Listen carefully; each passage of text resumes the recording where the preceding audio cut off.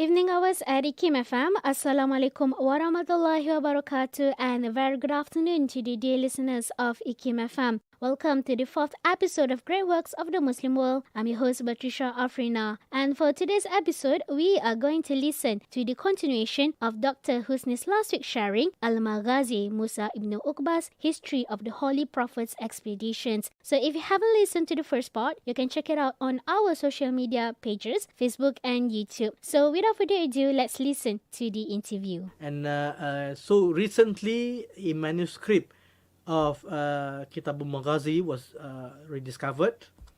In fact, it was rediscovered just in 2022. It's quite and recent. Yeah, it's really recent. And they immediately worked on establishing its authenticity, transferring it, making a critical edition of it, meaning from the manuscript form which was written by hand in calligraphic style. You transfer that into the digital. You write it into book form. You digitalize it. You text it, and then from that they provide the footnotes from it for some of the things which they can explain in other books. They will cite that books, or if some of the stories in the Sirah they further reinforced by hadith, then they will make it so. And it was published in July 2022, and Alhamdulillah, I was extremely lucky to have gotten myself a copy which is like as you can see here, it's a 3-volume Yes. copy of Maghazi Sayyidina Muhammad by Musa ibn Uqbah. I just got it last year, so regarding his Kitab Maghazi, both Imam Malik and Imam Shafi'i agree that it is the most authentic. They say asah, the most authentic, meaning this is sahih, on the military expeditions and battles of the Holy Prophets and his companions. What I'm saying here is that when they say it's authentic, it is the closest, because he lives the closest to the time of the.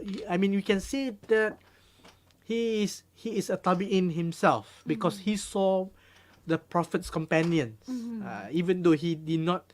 He was born later after the Prophet has died. So he has the shortest chain of narrations, and because of that, and then Imam Ahmad ibn Hanbal, he said that this is a must read because it is trustworthy. Again, he uses the word thiqah, as compared to the later works. Previously, prior to 2022, when we talk about Sirah, the most common name is Ibn Ishaq and Ibn Hisham. Yes. These are the sources that people like Martin Lings, who wrote Muhammad, his life based on the earlier sources. Is limited to just Ibn Ishaq and Ibn Hisham. Yes. Even in a rather recent book, Muhammad the Warrior Prophet by Professor Joel Hayward, who is a Muslim, committed Muslim, who studied the Muslim campaigns. He's also limited by Ibn Hisham, and he didn't manage to use the Maghazi of Musa ibn Uqbah. So this makes it the most authentic there is from among the Sirah books. And coming back to Musa ibn Uqbah, he died in 758, meaning 8 years after the Abbasid revolution. After the Abbasid, they rebelled and they overthrew the Umayyads, and they themselves they became the caliphate. And then so again, because of the date, Batrisha, it means that this book was compiled much earlier than the Sirah, which I have mentioned. And because of its authenticity, it is suitable to be taught in mosques. You don't need to worry if some other people say that this is hadith da'if or this is the weak hadith, because the chain of narration is so short. This is the most trustworthy. Yeah, this is the most trustworthy. Yeah. It's very interesting. And still talking about Al-Maghazi. Yes. What is the structure of the presentation in the book? Yeah. So the structure of the presentation of Al-Maghazi, it differs from because it focuses on military expedition. So it doesn't spend so much time on the early part of the ancestry of the Prophet. That those you can read in Sirah Nabawiyah, and I would like to think that Musa ibn Uqbah himself knew about this, because he's so focused on his subject matter. So the book starts with the changing of the Qiblah, the prayer direction from Baitul Maqdis to Kaabah in Masjid al-Haram in Makkah. And people who have gone to Hajj or Umrah, they will know that when they have reached Madinah, there is a mosque called Masjid Qiblatain, and that's where the Prophet, the command, as in the Quran, for Muslims to change their prayer direction happened, and it is because of the conflict, the beginning of the conflict. The Prophet, when he had migrated to Medina, he was kind of hoping that the Jews would convert and become Muslims, because they are the closest, they are the people of the book, they have been given the Torah, and they know that it was time for a prophet to emerge in Arabia. But they rejected him out of their ignorance and also arrogance. They rejected him, and after some time of them worshipping in the direction of Baitul Maqdis, that's where in Surah Al-Isra, that's where God says that Subhanalladhi asra bi'abdihi laylan min al-masjid al-haram ila al-masjid al-aqsa linuriyahu ayatina. Sadaqallahu azim. So that's where in the verse talking about the Prophet's night journey from Masjid al-Haram to Masjid al-Aqsa, because it's a significant place, and later on it says because barakna hawlahu, because that is the place where God himself has blessed the earth, because it's the place where God has raised many prophets, and that is where Nabi Ibrahim resided and died. So because of the conflict with the Jews, so therefore that marks the beginning of the Maghazi. And then he talks about the Battle of Badr, when the Quraysh started to attack.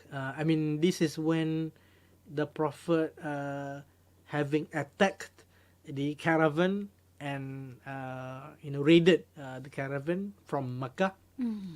It happened in the year 624, and then his structure is, he will talk about the significant battles, and then series of battles that follow, and then followed by the names of the martyrs, and then lastly the what do you call it, the casualties from among the Quraysh. He will name names there.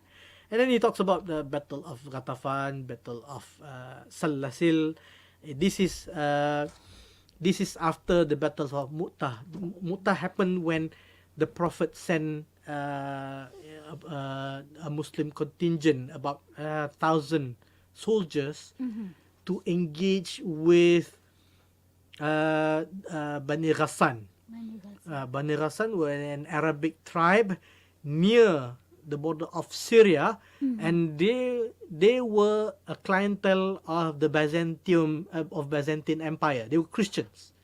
So the Prophet in order to secure the territory, the Muslim territory, he sent a scout team of 1,000, but it was met with a vastly numbered Byzantine army supporting the Ghassanids there, and and because the Ghassanid, they sensed an opportunity to make their move against Medina, against the Prophet, and they planned a massive invasion against the Muslims. So therefore because of that, the Muslim spies, they immediately alerted the Holy Prophet, and the Prophet convened an emergency council, and that's where they launched a preemptive expedition against the Ghassanids. Mm-hmm. Even though we read in history they were defeated and the Muslims had to retreat, but it served to because of that, we know, even though they were defeated, but Khalid ibn Walid, after he became a Muslim, he managed to prove himself as an able commander. He managed to save, large portion of the battle group, right? And then he goes on, and then the book goes to talk about the significant battles, which we name from 624 to 629, which we call the Muslim campaigns. These are the Battle of the Trench, and then battle against Bani Qurayzah. Early on, I've spoke about this, how they committed hostilities against the Muslims in Medina, and then the Battle of Khaybar. This is the Prophet cleaning up after they had defeated the Muslims have defeated the Jewish tribes. They retreated to a place called Khaybar, and then from there the Muslims dispersed them, and then they went to Syria. And then among others, we talk about Prophet's Umrah. Now you may ask, why is it that smack in the middle, Musa ibn Uqbah then suddenly talked about Umrah, right? Well, we should know that this happened during the time when there were hostilities and military tension between Medina and Mecca. And then so this happened when the Prophet, he dreamt about doing the Hajj, and then he went there with at the head of the Muslims, but they were turned away by the Makkah. But it developed into a treaty of Hudaybiyah. I mean, the treaty where the Mushrik, the Quraysh, agreed to allow the Prophet to we say starting to end all hostilities, because many of their major leaders have been killed. The Quraysh suffer a crisis of leadership, and they now know that the Prophet isn't somebody to be trifled with. They know the leadership, the Muslims numbers are growing, so they started to make some concessions. They agreed to allow the Prophet not to make Hajj, but to make Umrah and then return for Hajj the following year. And then it goes to the liberation of Makkah, which happened after the Treaty of Hudaybiyah, and after the pledge at the tree. That is what is called Bay'atul Ridwan. That is when there were rumors that the Quraysh had murdered some of his companions, Sayyidina Uthman, and the Prophet vowed to avenge his companions, and that is when Fathu Makkah happened, when thousands they marched towards Makkah. But it was a bloodless conquest, or rather we say liberation, because Fathu Makkah meaning liberation. Fat meaning from Fataha, meaning to open up, like in the Surah Fatiha, the opening of the Quran, the starting of the Quran, the opening chapter. So that's where we get the word Fathu Makkah, meaning the liberation of Makkah, to liberate it from the Quraysh administration. It's the opening of Makkah. The opening of Makkah. But then again, what is there to be open? Then you might ask. But rather to clear up, to liberate. I mean, to make it free, to free it from ignorance, from paganism, from polytheism, and to liberate people, to let Muslims freely worship within the sacred precincts, the haram, the Masjid al-Haram, facing the Kaabah, the house of God.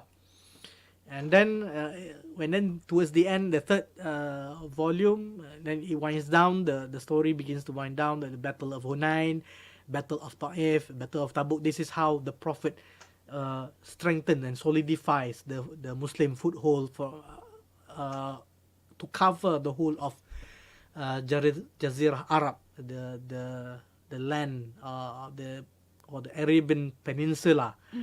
And finally, it finishes with the Holy Prophet's last pilgrimage, Hajjatul Wada. So I think, that's the structure of the book. And before we go to the last question, Doctor, I have one question, while listening to you talking about that. What actually motivated Musa ibn Uqbah to write about Al-Maghazi? Because, he was born 40 years after the death of the Prophet Muhammad sallallahu alaihi wasallam. Yes. What motivated him to write about it? Or was he involved in a battle before? No, because I've said before, he was born, more than 40 years after the Prophet's passing. This is the time of the Rashidun, and then after the fitnah, or the great fitnah, that split the Sunni and the Shi'i. This happened after Sayyidina Ali became caliph, and he was and then opposed by Muawiyah, who is another of the Prophet's companion, and then the series of tribulations that happened after that, and that led to the Umayyads taking power, and then from there we see that it's no longer, the caliphate is no longer by succession of those who were elected in a shura, but handed down through succession, which is more akin to a monarchy, the Umayyads. So he lived during that time, and then when we find out that he died in 758, meaning 8 years after the Abbasid revolution, meaning he lived during the time of the Abbasid Caliphate as well. And and then for the most part of his life, he lived in Medina, and he's a scholar. He taught students there, because I think it's a valid question that you're asking, Patricia, because the other scholars, they have their motivations. Some of them, like Urwa, he was writing letters to respond to inquiries, and some of them, like Ibn Shihab al-Zuhri, he was employed by the Umayyads. But Musa ibn Uqbah, because he's a Mawla of Zubair, I suppose there's an urgency there to serve his master, Zubair. And maybe one of the instructions that he received was to compile the stories. They already have the Quran, they already have the Hadith, but how to make sense of things? I mean, how to follow the Prophet's life story in a chronological manner? Because we don't. That's the reason why people write biographies anyway, because this adds to the context. Because sometimes a particular actions might be suitable for a particular situation, but not in when the situation changes. So you need to really, if you encounter a particular hadith which says that you should do this, so you want to know when is it most suitable to perform that kind of actions, which in wisdom tells you that is the opportune and most suitable time to be doing it, because you want to do justice to it. And that is in the previous, we've talked about how justice is hikmah. It's actually hikmah comes from this word hakama, meaning to determine. I mean to judge and to determine the proper places of things. That's why judges in the past, I mean now, even now in Malay, we call judge hakim, because the judge is the one who determines the proper places of people. I mean, if a person have been convicted of a crime punishable by imprisonment, then it is the judge who determines that now his proper place is in the prison, or if he's acquitted from some wrongdoing, therefore his proper place is outside there, free. He is free now to rejoin the society. So similarly, I can draw an analogy here. So the importance, I think this is our conclusion, Batrisha. No need for me to give a special wrap up after this. But as a conclusion, that is the relevance of the Sirah, to know, to examine the life of the Prophet, and to see where its particular hadith, action or saying is applicable. Because now there comes to this Islamic understanding of history, that there is a sunnatullah, there is a pattern, a recurring pattern in the world, which we call sunnatullah, and that is why in the Quran there are many stories or qisah, or even there is a surah in the Quran named al-Qasas, meaning stories, because we like to hear stories, but more importantly, the stories contain many lessons. And these lessons are because when we are asked to tadabbur, meaning we are asked to see, when we recite the surah, we are asked to see, to ponder what is the end, or what are the consequence if we do something. For example, the story of Fir'aun, if we are haughty, if we are oppressive, then the consequence is that we'll be met with punishment. That is, we will head towards perdition. So don't do that, because history has Ibn Khaldun says that history is cyclical. If what we do fits a certain pattern, then the consequence can occur again. If today we do something which is oppressive, we steal somebody's money, or we oppress or kill somebody, then there will be consequence upon us. God will visit that consequence upon us, punish us. And if it's not in this world, then in the hereafter. So this is the understanding that Muslim historians have and should have with today. So I think that's back to your question, Batrisha. That is, I suppose, that's enough motivation for somebody like Musa ibn Uqbah to compile. With regards to Sirah and Maghazi, I suppose when one to gain the good consequences of having lived a life that follows the prophetic examples, and for somebody who studies Maghazi, to learn how to learn strategy and tactics, and how should one conduct oneself in warfare. Yes. Dear listeners, we have finally reached the end of the interview. Thank you for listening to us. We hope that today's sharing will be beneficial and also inspiring to all of you. And don't forget to tune in to us next week for a conversation on a new topic. Assalamualaikum warahmatullahi wabarakatuh.